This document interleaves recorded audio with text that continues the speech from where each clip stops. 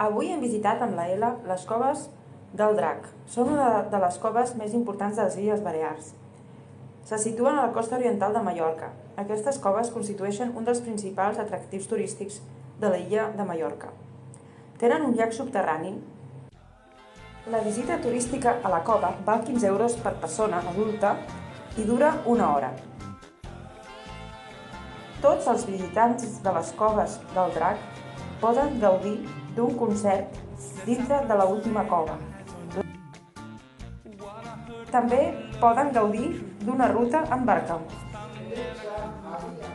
Portocristo és un poble amb un port natural i una petita platja de sorra fina i aigües poc profundes.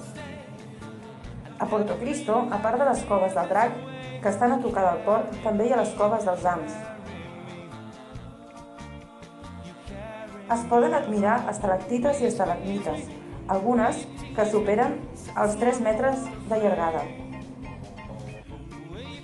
Les coves dels Ams, que també estan a la població, es van descobrir el 1906 i van ser les primeres coves obertes al públic a Espanya, l'any 1910.